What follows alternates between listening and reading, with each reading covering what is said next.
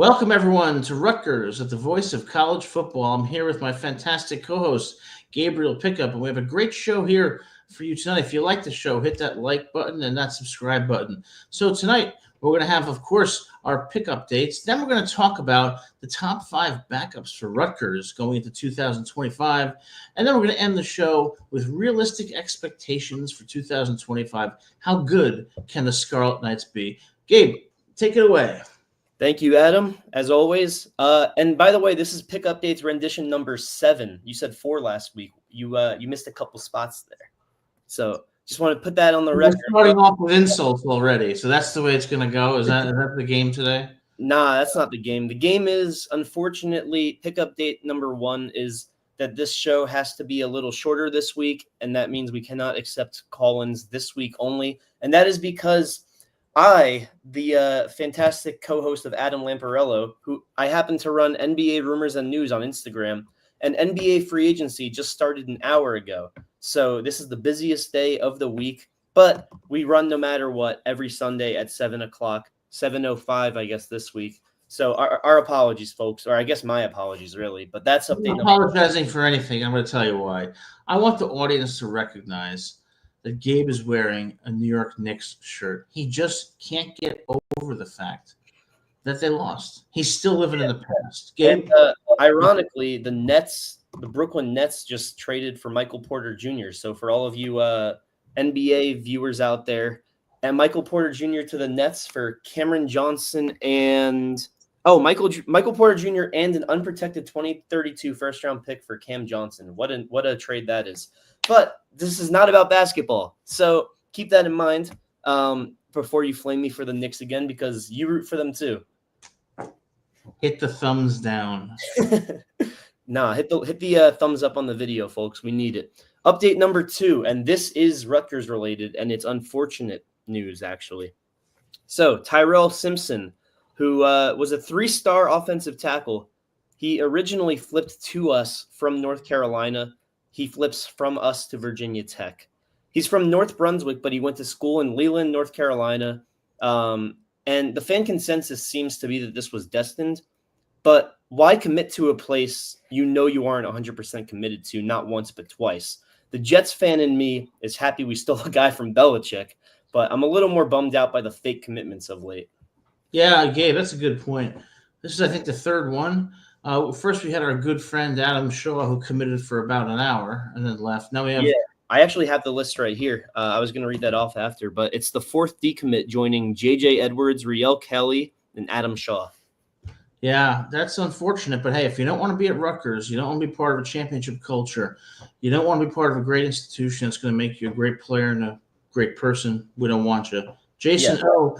Yeah, I want to thank Jason O. for bringing the voice of reason to this show. He's packed away his Knicks gear until November. You, on the other hand. Oh, we beat the Celtics. I'm going to wear this all year. I'm so afraid that you're going to say something like Game 6 is tonight and we're still playing. I actually have the Knicks beating the Pacers in 38 games. So, it's best of 19. You're one of those people who goes to like the Masters, right, and gets kicked out because you try to get too close to the players. Is that what you're doing? Is that right? No, but I just remembered a good prank from a YouTuber where he had a remote control golf ball, and basically he threw that in Rory McIlroy's bag. And when he approached the green, he started moving the ball around with a remote control, and Rory chucked the ball into a lake. That's funny. But yeah, so speaking of trolling, because that's what Brooks said about the Rory McIlroy thing. But yeah, I mean, like I said, I'm very disappointed in Tyrell Simpson, just because how are you going to commit to a place and then go against Coach Schiano and say, hey, look, I'm just looking at other schools. I'm just looking. What are you looking for? A commitment on paper is a 4-year thing. So yes, there's transfers, and yes, people decommit. But if you're committing in the first place, in theory, you're saying, hey, I should be here for 4 years, but I'm at least here for this year. Yeah, and that's the thing. Rutgers, if they want to build a culture and a team that is going to compete in the Big Ten and is really going to transcend what Rutgers has done in the past, number one, as we've talked about, we need some 4 stars, but we also need players with the intangibles, the ones who want to be part of a great team, who want to build a foundation and build a championship team for Rutgers. And if the players who are coming don't have that mindset, we don't want them. The good news is we're getting more 4-stars from Georgia, from North Carolina, from Pennsylvania, from Michigan. So it's kind of like a mixed bag, as is the case with most when it comes to recruiting these days. But it's going to be interesting. And when we talk about the expectations for 2025, I'm very curious what you think. If you can stop thinking about the Nets or the Knicks, I'm sorry. Go ahead. It's tough because another update just came in, but you know what? I'm going to wait a little bit to post this one because I already did post it. It's just official now. But yeah, I mean, you were talking about building a championship, and it's like no one looks at Rutgers currently as a championship school, but everybody should be looking at it as an up-and-coming school. And I think that's the vision that Jared Smith was sold on. And now I am in double screen, so in case you wanted to see me twice, here you go. But Jared Smith, thank you so much, bro. 4 stars from Georgia, declining Georgia, Georgia Tech, Alabama, or maybe it was Auburn. I think it was Auburn. No one declines Alabama. Auburn. It was Auburn. And so he really set the precedent for this whole I was disappointed when Mo Touré left. I was disappointed with several others leaving. But you know what? We may have lost some pieces in the defense, but what we got from this recruiting class for 2026, and even a couple in 2025 reclassifying, it's really one of the best classes I've seen from Rutgers probably in my lifetime, at least since maybe 2009, 2008, something like that. Yeah, I think so too. I think 2025 we're ranked 30. 2026 we're currently ranked 30. We were top 10 in the transfer portal. So a lot of good things happening at Rutgers. Yeah, we were down to 7 at one point. Yeah, exactly. And what people a couple decommits maybe lowered us a bit. Yeah, and look, Rutgers is not the Rutgers of 1990. Okay, when I was in high school, Rutgers football really wasn't very good. I mean, there were a couple of decent years under Doug Graber, but generally, it was not considered a competitive program. And the university itself was academically decent, but not great. This is a different Rutgers now. We have players from around the country. We have a coach who's already proven in his first stint to be extremely successful. We have a university where the academics have improved. So the entire package that Rutgers offers is great for players who want to develop as people, develop as players, and ultimately have a shot at the NFL and a good life. So Rutgers is a great place to go. We have a president, too, that's willing to invest in athletics. And so here's the thing, right? Speaking about the Knicks are getting trolled for not having a head coach. When is the last time Rutgers had an official athletic director on payroll? It's been a couple months now. Well, let me tell you something about the Knicks, unfortunately. So the Knicks, okay, and by the way, before I get to that, I want to say again to President Tate how thrilled we are to have you at Rutgers. You come from a great pedigree. LSU just won the College World Series in baseball. Oh, yeah. LSU is where it's at when it comes to athletics. Another great institution. One of the most well-rounded athletic institutions in the world. Absolutely. And then, of course, I know you can't resist by bringing up the Knicks again, but let's remember the Knicks make it to within one game of the NBA Finals, and the coach is fired. Yeah, I don't get it. We should have had him on for another year, but that's what coach is going to want to come be the head coach of the Knicks if he's going to wonder, am I going to get fired if I don't make it to the finals or win the finals? You know, this is what happens when you have these administrators, these bureaucrats in the front office who just don't get it. They fail upwards, and it affects. Now we got Jason here with. Let's see. I'm assuming BOG means Board of Governors meeting scheduled for July 8th, where they're expected to approve the athletic director. Jason, great news. Great to hear that. I know Jimmy Gill, I think, was the interim athletic director, but yeah, he's the interim. Man, it's going good. Thanks, buddy. Good to see you. It's been a couple of months since we've had a indefinite athletic director. Absolutely. All right. So is that the pick updates for today? Yeah, I mean, unfortunately, not too much positive. We're closing in actually on college football, the new college football game. So I'm interested to see how Ethan Kaliakmanis' arm is, because I think that he can really be like almost Tua Tagovailoa-esque when it comes. Uh-huh. What's that? Uh-huh. Yeah, well, you don't have to. You're not too positive today. You don't have too much good news. I have great news. A couple days ago on Instagram, I sent a message to one of my favorite soap opera actors from the early '90s. Here I was thinking that we were getting a player on the show. My girlfriend got me into this show called General Hospital, and for some reason, when I was 15, I got hooked on it. And I emailed the actor that I love so much, and he emailed me back and said, "Thanks so much for your support," and I felt honored. Anyway, I digress. Next segment, guys, let's talk about. Gabe wants to talk about the top 5 backups for 2025. I am very, very curious who these top 5 backups are. You want to know why I want to talk about it? Because we're already losing some backups. And unfortunately, we're losing some starters at some point because that's destiny. Every team loses starters. So these are the guys who we need to step up when that happens. And number 5, I have Nick Oliveira, backup right guard to Kwabena Asamoah. And obviously, you can't start over Asamoah when he was honorable mention, I believe, in the All Big Ten list last year.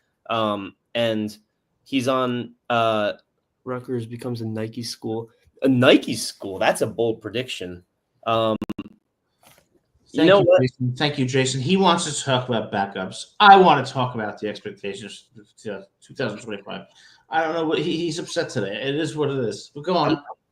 You're throwing this fake agenda at me, and I didn't mean prediction. I got the wrong word there. But number 5, Nick Oliveira, backup right guard. Obviously, can't really start over Asamoah when he had the season he did last year.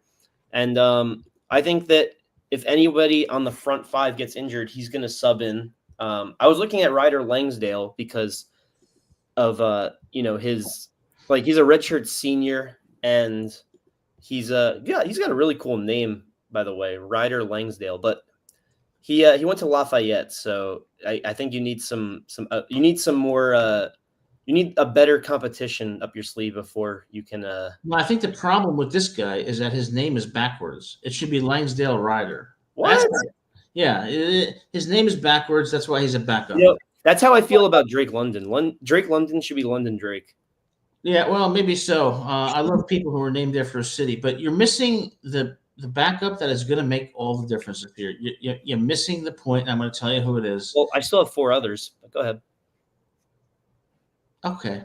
Go on. I'll save the best for last. All right. Well, I think I know who you're going with, and I don't think I have him at number 1 if I can read your mind. But number 4, I have Colin Weber. I've been huge on Colin Weber since we got him. Number 8, I believe, or number 7 ranked transfer tight end in the nation. And I was very surprised to learn that he was backing up Kenny Fletcher, but Fletcher's a solid tight end. I think Weber can also be a solid tight end, and I'm sure they'll run 2 tight end sets eventually, just maybe not off the gate because of how many receiving options we have. That's not, we'll see, but I think ultimately it's going to come down to, can we run the ball? Oh, yeah. And there's a certain backup running back I may have on this list, but no, that's who I have on my list. All right, you know what? I'll save you. I'll let you talk about him at number 1 then. Number 3, and this is who I thought you were going to say for number 1 because of a certain hint you gave me before the show. But number 3, AJ Surratt, who you say may not be a backup. Yeah, AJ, we're looking forward to having you on the show. This summer. Now, this brings up a really important point because, we support Ethan Kaliakmanis, of course. I mean, like I've said a million times, the guy's got grit. He's a team player. He's smart. Overall, good dude. Got a great arm, in my view, and had made some amazing throws last year. But there were some issues with consistency and completion percentage. So my question for you is there a possibility that if Ethan doesn't improve that we see a switch at quarterback? Is it possible? Yeah, it's possible. My thing with this is even if AJ is the better quarterback, the fact of the matter is that he's too young. He's a redshirt freshman. And you know what? He's the quarterback of our future. We have another quarterback coming in 2026, a 3-star. Yeah. Nobody is taking his job once Ethan declares or leaves, graduates, whatever. And so I think you look at guy like, for example, this is a very far-fetched comparison, but Quinn Ewers versus Arch Manning. Everybody was seeing Arch Manning when Quinn Ewers got hurt, actually playing better than Ewers, but because they were a good team, coach said, no, you can't start yet. You got 2 more years. You can start when you're a junior, when you're a senior, but Quinn is our guy because we're winning with him still. Yeah. What I think? How I see it. I know. I hear you. I sometimes think coaches like Sarkisian, understandably so, they do have a sense of loyalty to their players. Yeah. And one thing I noticed about Ewers last year is that it just seemed like his arm strength declined and his presence as a quarterback regressed. I don't know what that was about, but people love Arch Manning, but I still haven't seen anything from Arch Manning to deserve all the hype. It's like, because his name is Arch Manning, the guy's a millionaire, and and that's wonderful for him. Good. But I need to see something on the field before I'm going to anoint him the next great college football quarterback. And when it comes to Ethan, I really like him. I have a sense, and I don't have any information to base this on, but I have a sense that Ethan is really busting his ass in the offseason. Oh, yeah.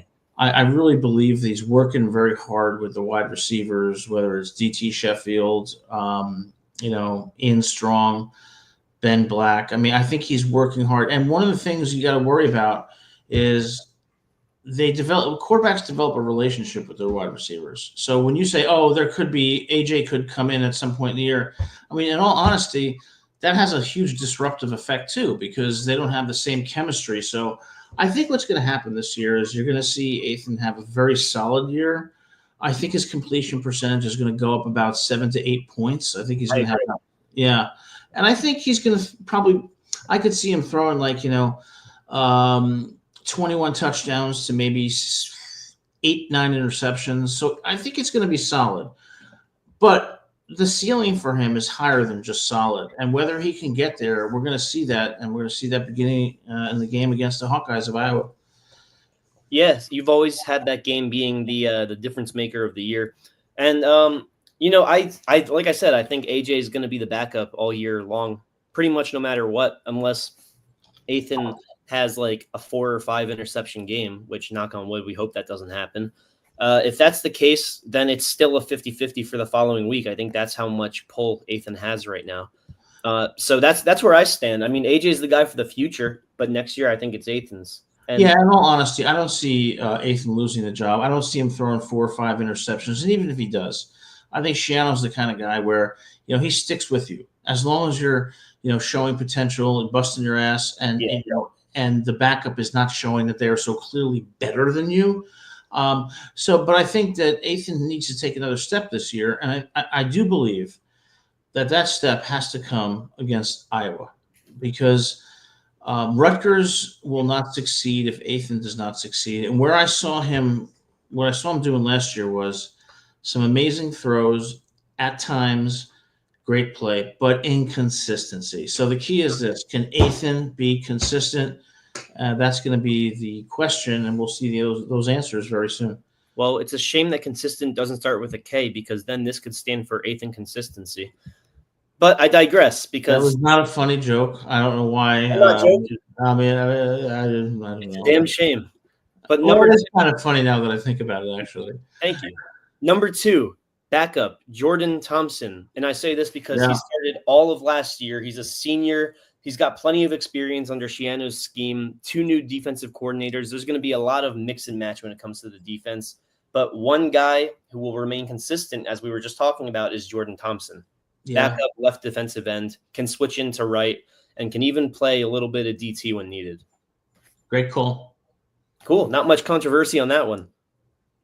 No, well, hey, as they say, a clock is right. A broken clock is right twice a day. So, hey, there you go. There's your one. Well, you know what? I prefer the first way you said it. A clock is right 24 hours a day. Oh. Number 1, I'll let you take the reins because I think we have the same guy. Listen, Gabe, I'm telling you, man, you always make a lot of good points, and you're always pretty much on the money. I hope it's the same here. Jashaun Benjamin. Oh, To me, okay. Deshaun is the man this year. People are not realizing how good this back is. I saw in the rate bowl, he runs hard, he runs fast, and you know what? He runs pissed off. He Yeah. looks he's pissed every time he gets the ball. Like, why the hell am I a backup? And he wants to score every time he gets the ball. I think this guy is going to come out of the woodwork, and he's going to be critical in third down situations, fourth down situations. Watch out for Deshaun Benjamin. See, I think you actually make more sense. I wrote down Raymond just based off the depth chart, but he really is going to play too much to be a backup. So I concur. I think Benjamin is the right answer, and he plays very similarly to Raymond based on the small sample size of last year. Yeah, I mean, C.J. Campbell is going to Rutgers to start. He didn't transfer to Rutgers to be in no competition in the backfield. But the fact of the matter is, there is. Antoine Raymond and Deshaun Benjamin are great backs. So I think for Rutgers is a run-first, offense. They got 3 serviceable running backs, even better than that. So can they spread the carries out to keep them all fresh so they can really pound it in the fourth quarter? And can they do so in a way where all 3 players are happy and part of a consistent unit? I hope that's the case because Athan's going to need a running game to set up the play-action pass and put him in a great position to be successful. 100%. So it sounds like we don't have too much differing. Just I said Raymond, but he's going to get too many snaps to be back up, even though he's technically listed as RB2. He's going to get about 40% of the snaps. Yeah, you're starting to agree with me a lot. It's good for your image. You know what? I'm feeling the aura, the positivity changing around here. Yeah, well, give yourself 20 years. The aura disappears, and you struggle to get out of bed. But anyway, go. Well, let's hope that I have 20 years and many more to see my aura deplete. Yes, we hope that you have more than 20 years. I took a test online. It said I was going to die at 87. Ooh, okay. You know what? That's good. I was like, how the hell is that possible? You know how it's possible? Because you need to see for your last breath Rutgers winning the Natty. I just thought it was because I was very good looking. Well, I'm kidding. You're a swell fella. You have some questions for me about the expectations this year, correct? Yeah, so the last segment we want to talk about here is the expectations for 2025 and the realistic ones, because last night I was looking through the history of Rutgers football. I was looking through, the Doug Graber era, of course, the Jeff Ash era, and Greg Schiano's first stint. What I noticed was a little bit of a pattern starting in about 1970 going forward over the last maybe 55 years, is that in the several seasons, I mean, most of the seasons we didn't do well, but in the several seasons that we had decent records, every single season we lost to quote unquote the good teams, the teams that we should lose to, we lost. And in many cases, it was really, really close. Yeah. And so what I was thinking was, man, to get over the hump and to have a 9-10 win season, we got to win those close games. Like, we didn't pull it out against Nebraska. We didn't pull it out against UCLA. We didn't pull it out against Illinois. And I've noticed a pattern over the last few decades that consistently happens. How can we get over the hump so that the expectations for 2025 can be brighter than 2024? What are your thoughts? See, I agree with you, and it's unfortunate, but the teams that you mentioned, that's not even like the dogs that I thought you were going to refer to, like with the years past. I said besides 2006, of course, because of the Louisville win. And when you look back at last year, it's the teams that we should have beat that we were losing to. There wasn't really a team like in Ohio State. There wasn't a team like Penn State. There wasn't an Oregon. There was barely a Washington State. Obviously, we faced Washington. Obviously, we faced Washington, but that's a different team, and that was a transition year, and now they're kind of not back in full force, but back in like 80% force. So looking at this year, we have to win all of those games that we lost last year, which means if you take this team and put it last year, we would have had to go undefeated last year with this team to have a chance for this year. Yeah. That's my opinion. Yeah, and this year we have a much tougher schedule, and that Iowa game is going to be. I mean, I'm going to go to that game, and that's going to be the critical game because look, we got Oregon at home, we got Penn State at home, we've got to go out of Illinois. I think there's two games that are going to define our season: Iowa and Washington, and that we have to get over the hump at some point. Because if you look to all of the winning seasons we have had, it's the same pattern throughout history. We're very good, but we lose to the really good teams and often lose by a close margin. For some reason, we've never been able to get over that hump. Yeah, ever. I think 2026 is the year that we do it, but I think it can happen this year too, because if you look at our wide receivers, if you look at our running backs, if you look at our defensive line with all the transfers, the secondary with Jet Elad, with Cam Miller, the ingredients are there, but when are we going to break through that wall? And that's why when I look at realistic expectations, I think this year looks to me like a 7-5 type year. Potentially. Yeah, I was getting worried because you were saying the word realistic, and then you were saying like how this could be. You were saying 2026 could be a year, and it can be, but you were kind of alluding to this being the year too. But 7-5 this year is much more impressive than 7-6 last year, or 7-6 the year prior, even with the bowl win. So you know what? I think we're an impressive team. The record won't show it, but I think 7-5 is a fair expectation. Yeah. 5-7 is a realistic floor, and I would say 8-4 is a realistic ceiling. I want to say 9-3 every game but the big three, but we're gonna lose to one of the other teams. Yeah, well, with Oregon, Penn State, Ohio State's in Columbus, but our good friend John Diadamo is here. John, thanks so much for being here. And on behalf of John, I will announce. I don't know if you know this, Gabe. Our good friend John, co-host at Michigan at the Voice of College Football, fantastic show. Recently got engaged to his fiancee Courtney, and about a year ago when they were doing the Michigan show, Courtney made him lasagna, and I remembered it.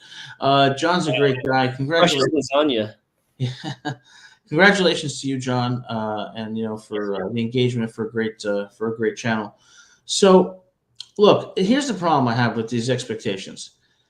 I feel like we're going to be losing those damn close games again, and I don't know what it is that doesn't allow us to pull them out. Like, forget Illinois. Look at UCLA, 35-32.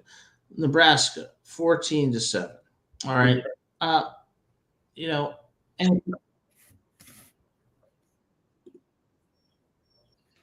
What'd you say? I thought you were still going. I don't know. I just heard like something in the background, but yeah, it's like Jason O says 8-4 would be really good. I think 8-4 would be really good too. I think it's all going to come down to the defense. Our offense is going to be solid, but it starts with the running game, setting up the play action. We've got the receivers, but my question is the defense going to be able to hold up over 4 quarters? Is the defensive line going to be able to get pressure? And I don't know the answer to that question, but I know that Coach Schiano has put these players in a chance to be, in the best position to be successful. But we've got to finally break through as a program. Do you think it can happen this year, or do you think it's still a work in progress? No, I think it can happen. Obviously, the record won't show it, but I think it can happen because the defense, you said that has to be the most disciplined. I think Ethan, by default, should be disciplined because he's a senior and he's had plenty of learning opportunity in Minnesota and here at Rutgers. And, DT, this is his year, right? This is the year that he's going to be the weapon of now and possibly in the NFL. This is the year that he has to prove it's not just the mean green that he can be mean at. He's got to be mean here too. He's got to be the dog that he puts on this face and shows that he can be. So the offense, I don't think is a question, which is funny because on College Football 26, the offense is rated a 78, the defense an 82. Are we going to be an 86 for 3 quarters and then a 70 in the fourth quarter. That's what I'm afraid of. But I Yeah, don't think that will be the case. I think we'll maintain that 4-quarter defensive consistency. It's just against other teams like the big three that we always talk about because of our brutal schedule. They're just a better team. yeah, and Jason O brings up a great point, saying that Shiano's game day coaching is atrocious. There'll always be frustrating close losses with him, and then he talks about how you got to take the good with the bad with Shiano. He runs a great program on game days, though he's going to be frustrating. I think there's something to that. I'm not sure exactly how I would pinpoint it, but it seems like Coach Shiano, who I love, is great at preparing and developing his players and buying into a system. Yeah, I think he's a genius at that. But I think on game days, sometimes whether it was Wisconsin where we came out totally flat or Illinois where we blitzed on 4th and 7 or whatever it was and gave up the touchdown, or whether it was Nebraska where we couldn't punch it in from the 3 on 1st and goal, or we had a fake field goal try that went nowhere. Some questionable calls. And another thing I noticed last year was Kyle Monangai just shouldered too much of the burden and borderline overused. So I don't put it squarely on Coach Shiano, but I do think that, the offensive defensive coordinators, I hope that we see some improvement there this year so that we become an offense and a defense that not only is consistent, but it's a bit unpredictable. And I think that the mindset of the Rutgers players, they got to be hungry and they got to be pissed off and they got to want to be among the most competitive teams in the Big Ten. I just don't know the answer about what's going to happen. I could say 7-5. I could say 9-3. I could say 5-7. I think 9-3. It's tough because 9-3, you have to be perfect all year for 9-3. Yeah. Well, in those losses, they have to be close losses. Yeah, with a team like Rutgers, it's like we don't have the depth to be able to get away with a win if we're not playing our best.